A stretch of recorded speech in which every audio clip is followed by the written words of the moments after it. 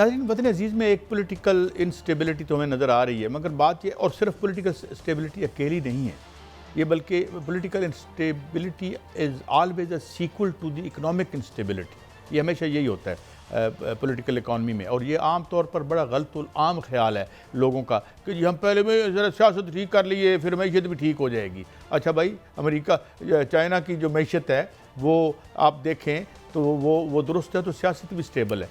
आज अमेरिका की मैशियत उड़ गई है तो सियासत में भी एक दूसरे का गिरबान पकड़ के एक दूसरे को गंदी गालियां बक रहे हैं। और ये 70 का अमेरिका देखें, 80 का अमेरिका देखें, उसका ये आज क्यों है? इसलिए कि वो आज दुनिया का सबसे बड़ा मकरूज मुल्क है और उसके ऊपर जो कर्जा है वो उसकी GDP के 125% तक जा पहुंचा है, और वो रोज़ाना अगर $2-2.5 बिलियन जो है वो कर्ज नहीं लेता तो उसका सिलसिला चल नहीं सकता। उसकी एक्सपोर्ट्स गिर रही हैं, उसने जो टैरिफ जो है वो आजमा के देख लिए हैं। तो हम देख रहे हैं कि ये जो वहाँ पे गुत्था है अमेरिकन रूलिंग क्लास, और जो हमारी रूलिंग एलीट ने एक दूसरे के गिरबान खींच रही है। और जो बिलावल भुट्टो साहब ने कह दिया है कि जनाब हम किसी सूरत अपनी पार्टी को मना कर दिए कि कोई यकीनदानी आपने बजट के हवाले से नहीं करानी, तो इसके नीचे एक हिलती हुई जो मैशियत है वो वही है। बहरहाल फिलहाल तो हम आते हैं खबरों पे, और मियां साहब खबरें आपका यानी एक खास फोर्टे है। ये फरमाइए कि बिलावल भुट्टो साहब को क्या नाराजगी है, क्यों उन्होंने कहा कि जनाब 28वीं तरमीम पे या बजट पे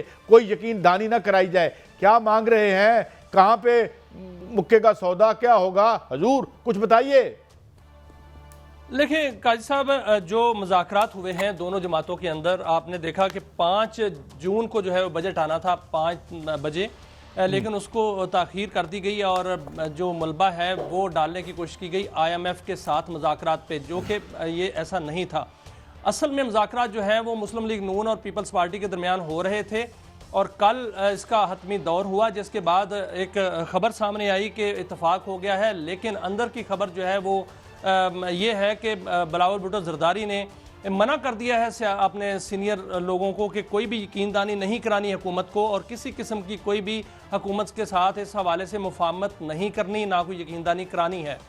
अब सर मसला क्या है? मसले पर आते हैं। मसला ये है कि हुकूमत जो है वो चाह रही है कि पीपल्स पार्टी को 28वीं तरमीम जो है उस पर मुतफिक किया जाए और उस पर जो है उनका कंसेंसस पैदा किया जाए, जो कि बिलावल भुट्टो ज़रदारी आजकल जो कि गिलगित बल्तिस्तान के दौरे पर हैं और वहाँ पर सियासी सरगर्मियाँ हो रही हैं। 7 तारीख को इलेक्शन हो रहा है और वहाँ पर कंपेन कर रहे हैं, वहाँ बार बार 18वीं तरमीम का नाम ले रहे हैं और 18वीं तरमीम के जो है फ़ायदे गिनवा रहे हैं, और उन्होंने बाकायदा तौर पर इस हवाले से इनकार कर दिया है फ़िलहाल कि हम नहीं मानते कि 28वीं तरमीम को कि लाई जाए और 18वीं तरमीम को रोल बैक किया जाए।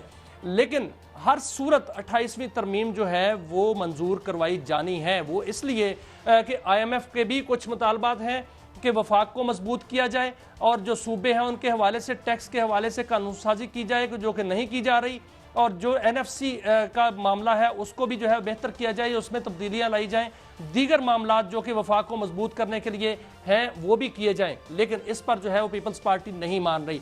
दूसरी जानिब जो है वो ये फैसला हुआ है कि अब बजट आएगा, 28वीं तरमीम अभी होती है ना हो, लेकिन बजट को पेश किया जाएगा और वो 10 जून को पेश होगा, और इस हवाले से शेड्यूल भी आ गया है।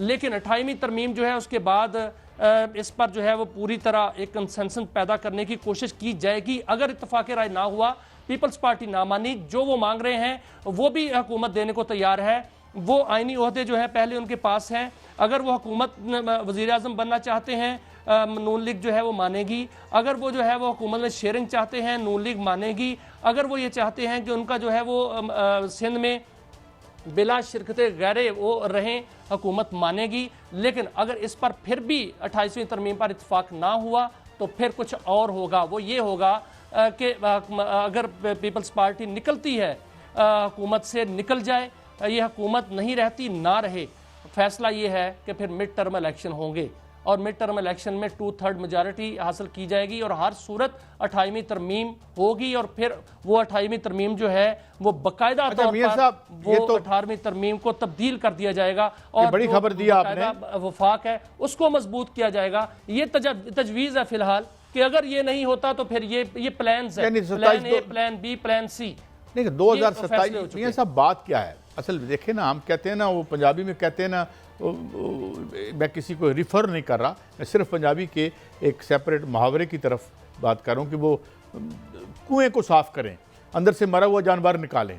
अब बात यह मियाँ साहब कि मैशत बैठ गई है। IMF कहता है कि आप जनाब सारे पैसे सेंटर से लेके आएँ और हम हमारे पैसे तो अदर करो ना पहले सब। बस अब दो बड़े स्टेक होल्डर्स हैं पाकिस्तान की। असल अब हम अपने नाजरीन को यह भी बताएं ना कि क्राइसिस क्या है।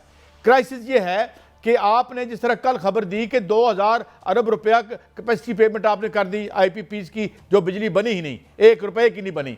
दूसरा बड़ा स्टेक होल्डर कौन है? IMF है। अब बात यह है केक श्रिंक होता जा रहा है। अब PSDP या जो आपके पब्लिक फंड्स हैं वो कहाँ खड़े हैं? आपकी हालत क्या किधर खड़ी है? आप स्कूल देने को पैसे होंगे आपके पास? स्टेबिलिटी कहाँ से आएगी? बुनियादी तौर पर तो यह है कि रूलिंग एलीट केक के शेयर पर लड़ रही है, क्योंकि ये ठीक कहा कुंवर दिलशाद साहब जो बाए थे तो उन्होंने ठीक फरमाया था कि क्लर्क के घर से 40 अरब रुपया कोयटे में निकला था।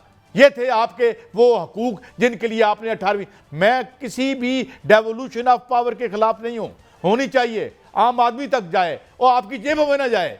तो जो आपने ये की थी, अच्छा जो सेंटर में भी आएगी तो मैं ये बिल्कुल खुले दिल से कहता हूं कि वो भी हमें नहीं मिलनी, वो भी ऊपर से केक रूलिंग एलीट के मुख्तलिफ ताकतवर धड़े खा पी के दाएं में ले जाएंगे। तो मगर प्रॉब्लम क्या है? प्रॉब्लम यह है कि इन्होंने मैशत को तबाह किया, इनकी पॉलिसीज गलत थी, इन्होंने गलत मुआहिदे किए, उन मुआहिदों ने हमें ड्रेन किया, हमें ब्लीड किया और आज तक ब्लीड कर रहे हैं। और आज हमारे पास जो एक सोलर का रास्ता है जिसके ज़रिए हम गैप कर सकते हैं, आज हमारे पास रास्ता है कि ईरान से हम तेल लेके आएँ और यहाँ पे जो 30% हमारी एक्सपोर्ट में ये पैसा जाता है उसको कम करें, आम आदमी को रिलीफ दें। तो ये है, ये जब तक ये मरा हुआ जानवर कुएँ से नहीं निकलता, ये एक बात, दूसरी बात या तीसरी बात पर एक दूसरे का गिरेबान और केक के शेयर और गोल बोटियों के ऊपर लड़ते रहेंगे। मेरी आजाना राय है। जी मियाँ साहब।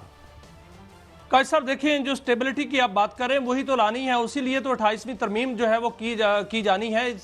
ये सिर्फ हुकूमत पाकिस्तान या पाकिस्तानी अवाम का ये मुतालबा नहीं है, ये पूरी दुनिया का मुतालबा है। पाकिस्तान में इस वक्त पूरी दुनिया जो है वो सरमायाकारी चाहती है यार सर। यहाँ पर जो है इस वक्त मौका है, इस वक्त पाकिस्तान के पास एक सुनहरी मौका आया है कि पाकिस्तान अपनी मईशत को 3 ट्रिलियन 5 ट्रिलियन तक ले जा सकता है। वो कैसे ले जा सकता है? उसको सस्ती बिजली चाहिए, उसको सस्ती गैस चाहिए, सस्ता पेट्रोल चाहिए। वो आपके मुल्क के बिल्कुल बॉर्डर पर पड़ा हुआ है, हम वो ले नहीं पा रहे। वो यहाँ पर CPEC 2 जो है वो उसने ऑन होना है, वो कैसे होगा? इस तरह तो नहीं होगा कि एक सूबे में सर 18 साल से या 17 साल से एक जमात की हुकूमत है, दूसरे सूबे में दूसरी जमात की हुकूमत है, तीसरे सूबे में तीसरी जमात की हुकूमत है और वो मुसलसल हुकूमतें हैं और वो काम भी कोई नहीं कर रहे। वहां पर जो है महरूमियां हैं, वहां पर अवाम जो है बिल बुला रहे हैं। ये कैसे होगा? फिर इसीलिए 28वीं तरमीम लाना है। उन ममालिक का ये मुतालबा है कि हम सरमायाकारी करें तो कहां करें? पानी कैसे आएगा उन जमीनों पर जिस पर कारपोरेट फार्मिंग होगी, एग्रीकल्चर फार्मिंग होगी? वहां पर जो है वो यील्ड कैसे बढ़ेगी? हमारे चावल जो है वो एक्सपोर्ट कैसे होंगे? हमारी कपास जो व्हाइट गोल्ड जिसको कहते हैं सर, जो पत्तों की से लेकर पूरा सिंध तक का इलाका है, वहां तो गन्ना है, वहां तो 85 शुगर मिले हैं।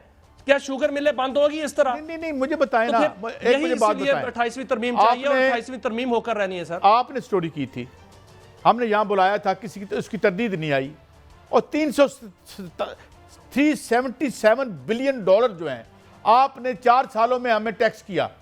क्या दौलत की कमी है? बात ये नहीं है, बात ये है कि जो this country is not poor, it is being run poorly by the people जो बिल्कुल ही एब्डिकेट कर चुके हैं right to rule, the way they have destroyed this most beautiful country with 5 weathers, with tons of and gazillion of आपकी मादनियात है यहाँ पे नीचे, सब कुछ है। तो भाई मैं वही कह रहा हूँ, खूब साफ करो। आज खबर आई है, आज की खबर मैं आपको दूं, ये खबर वैसे पुरानी है लेकिन आज एक अखबार ने खबर लगाई है और बड़ी चौंका देने वाली खबर है कि दरियाए चिनाब का पानी भारत जो है ब्यास में मुंतकिल करने का मंसूबा उसने शुरू कर दिया। बात करेंगे और हम यहाँ पर बैठे हुए हैं ऐसे।